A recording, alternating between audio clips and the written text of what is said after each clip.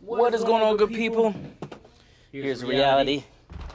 We back on the bike, man. We are back on the bike.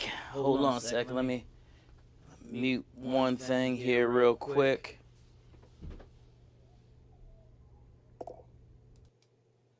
There we go. There we go. I think that's a little better. What's up, man? So we back.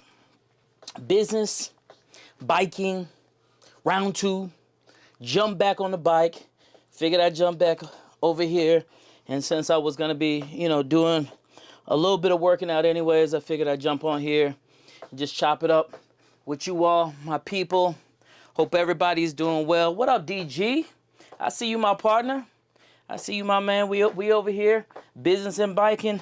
Not doing too much, but, we got the old Peloton-like action going over here, man. So I figured since I was going to be working out anyway, I may as well jump on here and rap with y'all. You dropped some good gems yesterday. Appreciate it, my guy. Trying to do what I can. And I got my grandson who's already busted inside of the door. Buddy. Hey, can somebody come get Ace? Hello? My grandson just busted in the room, y'all. Y'all know we're over here trying to make things happen. No, buddy.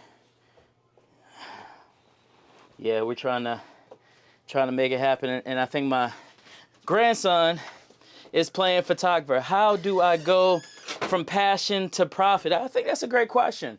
How do you go from passion to profit? First of all, I think we have to start at passion, right?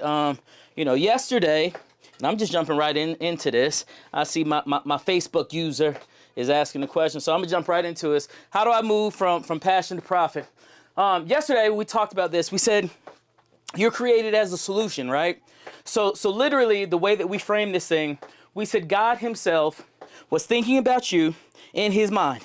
And God in God's mind said, you know what? There are some things that are happening down on earth. And these things that are happening down on earth, they need a solution. So God thought about you.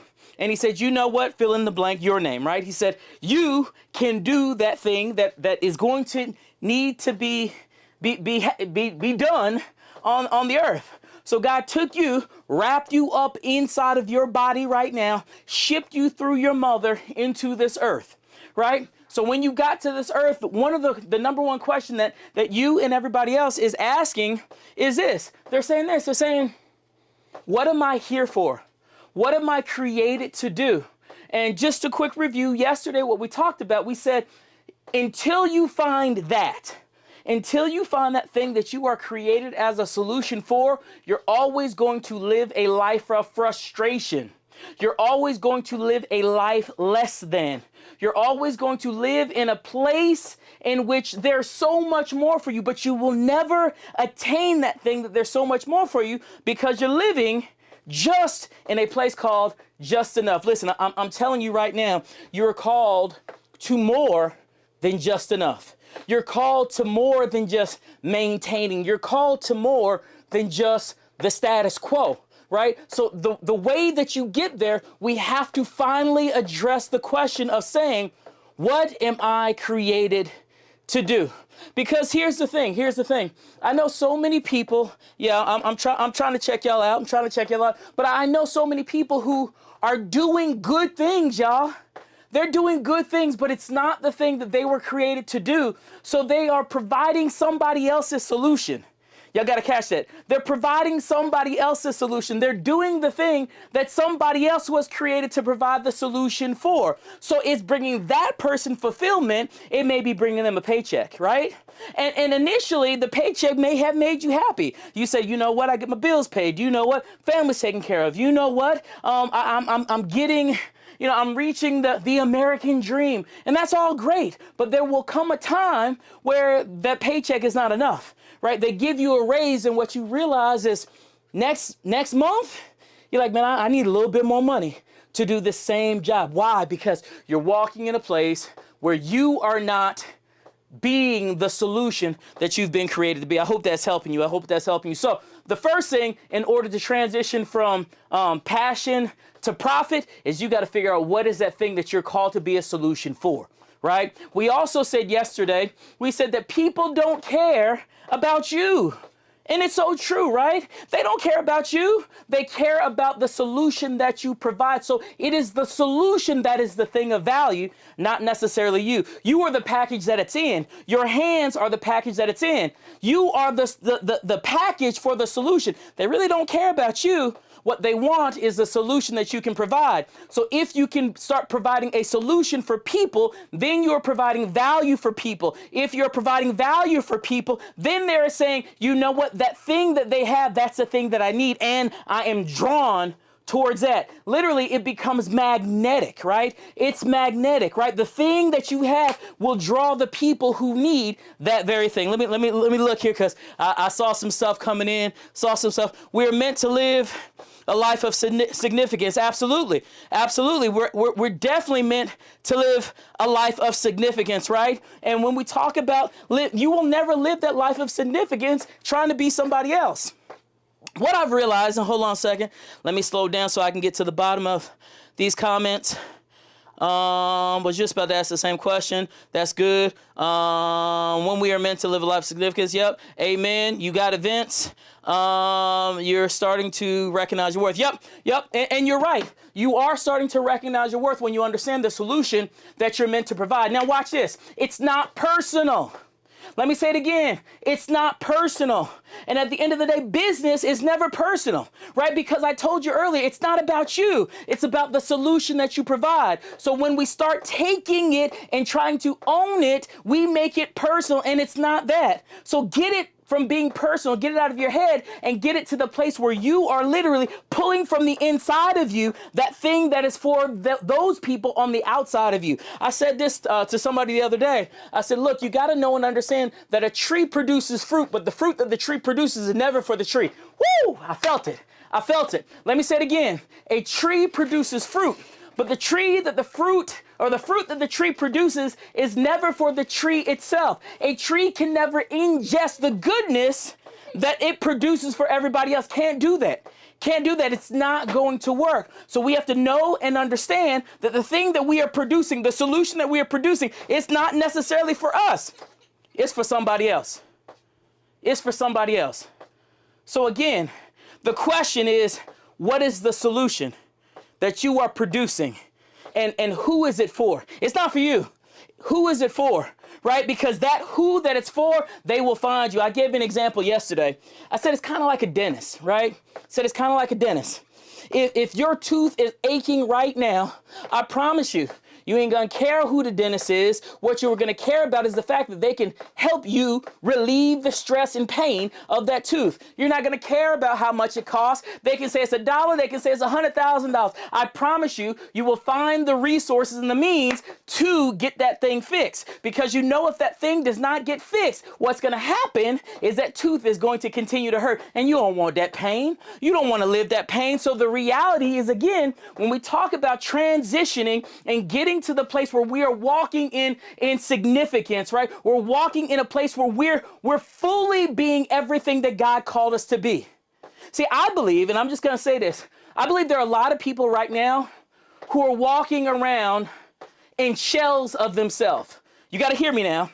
We're walking around in shells of ourselves, meaning we are trying to be everybody else except the person that God has authentically, uniquely created you to be. You've heard this before. If you look at the thumbprints of people, there are no two people who have the same exact thumbprints. Everybody is uniquely made. Everybody is uniquely made to do something unique for them, right?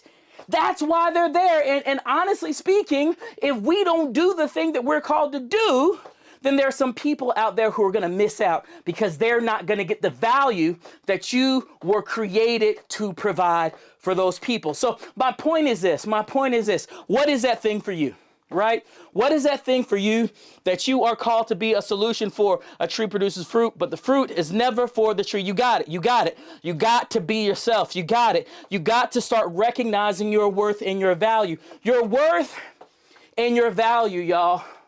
When you finally get to the place where you recognize your worth, you won't stand for anything less.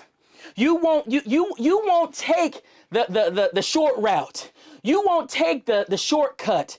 You won't take the little amount when you know what your value is. I'm asking you, what is your worth? What is your value?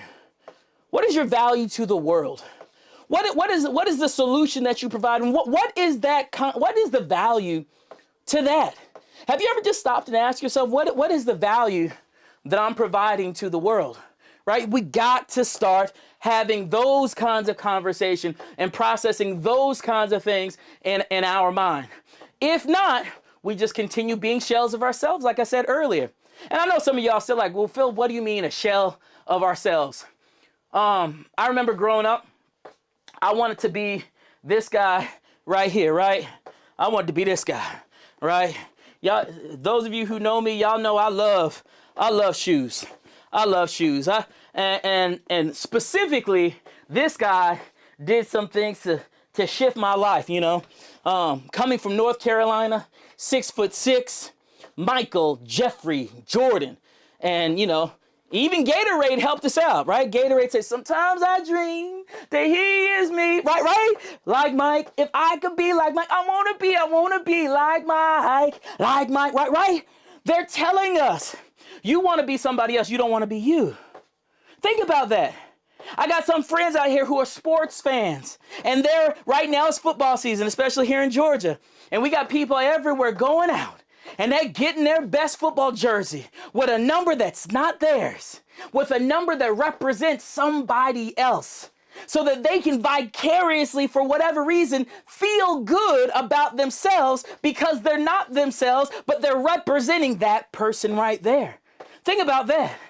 Think about that. Think about how many people right now don't even want to be themselves. They're trying to be somebody else. Y'all don't think this happens in the business world?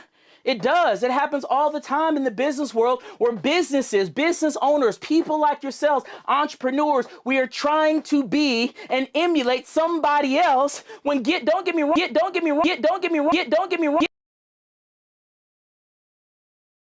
Your superpower and the thing that you were created to do. And if it's not your superpower, how in the world can you do that excellently? The only thing that you can do is be a good copy. And I don't know if you've ever went to a copy machine and had a copy of an original. It just ain't the same. It doesn't look the same. It's a little faded. There are some pieces that are just missing, right? Whereas you can be the best version of yourself, and in doing that, man, it becomes a game changer, right? How can you wear your own? Come on, Vince, you see it? Vincent Pfeiffer's talking about it right now, y'all. How can you wear your own jersey? The jersey that represents you, the jersey that represents your salute. What's your jersey? I got a friend, I was talking about him yesterday. Jairus Damon owns a clothing brand called Wednesday Apparel. It's for winners everywhere. If you are a winner, what Jairus says is that clothing brand, it represents you, right? Check this out. Anytime I've seen Jairus since he started that clothing brand, I promise, it's been a couple years now, 3 years, 4 years. I've never seen him in another person's apparel. I ain't seen him wear no Nike shirt. I ain't seen him wear no Adidas shirt. I ain't seen him wear no baseball jersey. Every time I see him out, he got some Wednesday apparel on.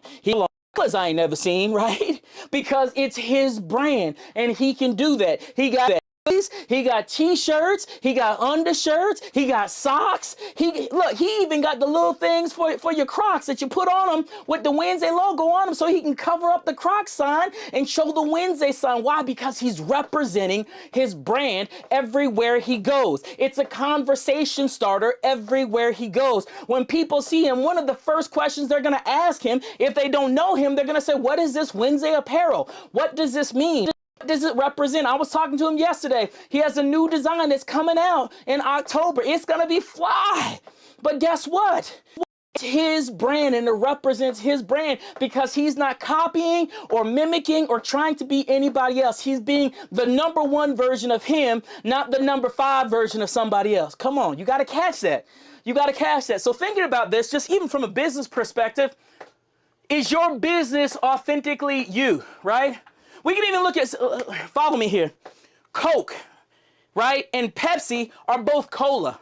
But what they've had to do, they've had to create what's called a unique value proposition.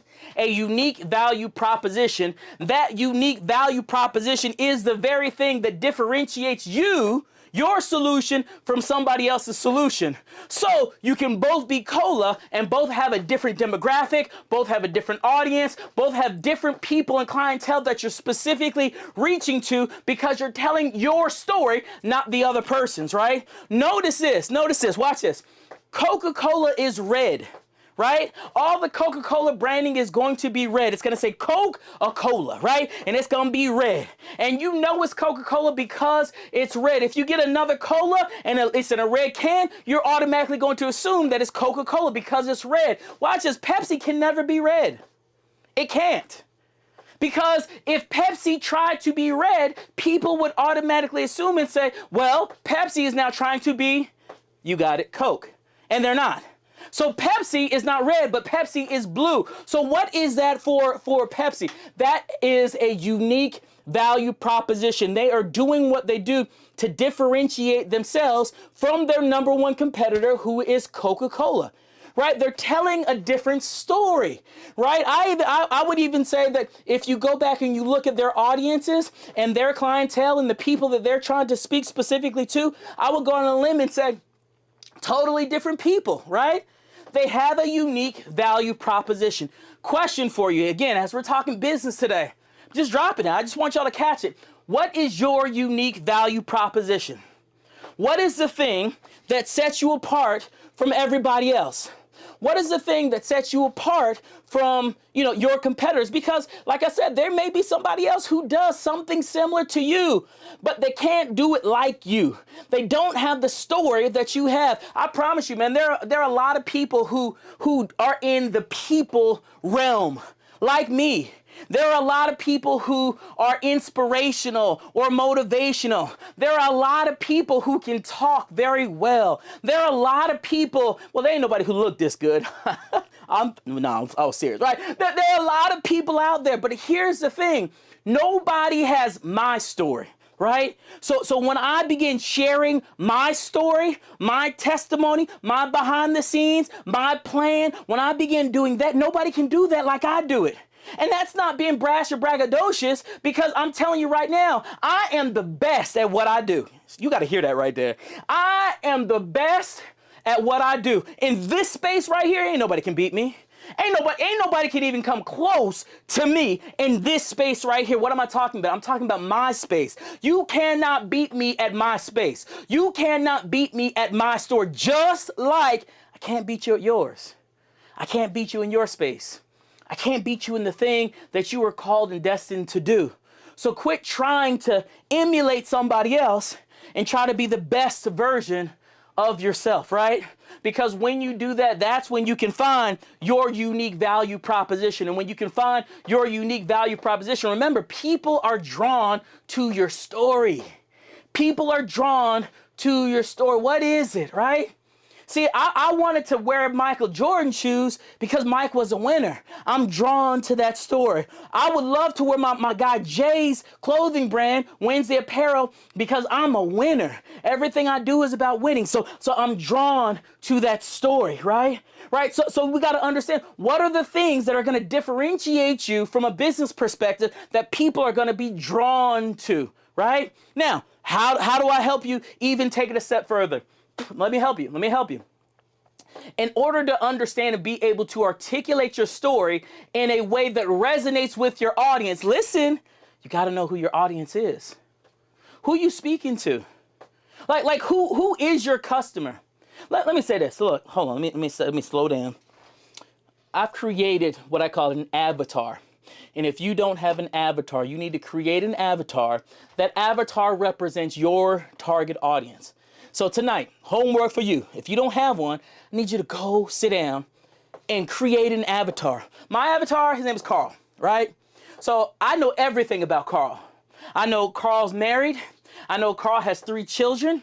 I know Carl sits on a job every single day that he don't want to be at. I know Carl has 2 younger siblings. I know Carl is the first one in his family to graduate from college. I know Carl works a job that he does not really want to work because that's not where he is passionate. I know Carl feels like he's stuck in this job and it's almost a dead-end job. I know Carl makes a significant amount of money, but Carl does not make as much as he thinks he should make. I know on Carl's job, he has bosses that he believes that he might even be smarter than, who are not giving him the opportunity. I know Carl is the one who trains all the people, and those people are bypassing Carl. I know Carl right now feels like he has a glass ceiling. I know Carl would have left his job 5 years ago, but the only reason that he didn't leave his job is because he looked and he saw his wife, and he looked and he saw his kids, and he knew that he had to pay the mortgages and the car notes, because if they did not do that, their family, in his mind, would not survive. So Carl feels like he's stuck. I know that about my target avatar. So when I get up and I speak, right? Why am I coming online at 7:52? I'm coming live at 7:52 because Carl is going to be home. Because Carl made it home. See, Carl drives an hour from work every single day. Takes him an hour to get home. So when Carl gets home, Carl likes getting on social media. You know why? Because he needs to take a break from life, from stuff. So Carl right now is watching this live because he saw the little ping, ping, ping, and Carl said, oh, that guy Philip, he always talks about my stuff, so let me jump on there and hear what he's talking about. Now, his name may not be Carl, right? Or her name may not be Carl, but guess what? I've created this avatar. So now, everything that I do, I have to ask myself the question, would Carl like that? Would that resonate with Carl? Will Carl like that new piece of merch? Will Carl like that new course? What problem would this solve for Carl? How is this going to help Carl to transition from good to great? How is this going to help Carl transition from, a decent job to the job of his dreams? How is this going to help Carl to understand what solution he's created to solve in this world? How is this, whatever it is that I'm creating, helping Carl to be the best that he can be? Everything that I do has to be about that. Because if it's not, the question is, how are you ever going to grow your business? And listen to me, you're never going to grow your business if you're not speaking to your target audience. So you got to be able to speak to your target audience, because in speaking to your target audience, that's when things can shift. That's when things can change. That's when your Carl gets excited because they hear a message that they need. I'm never going to stop speaking to Carl. Because Carl is I'm never going to stop speaking. Everything that I got to speak to Carl.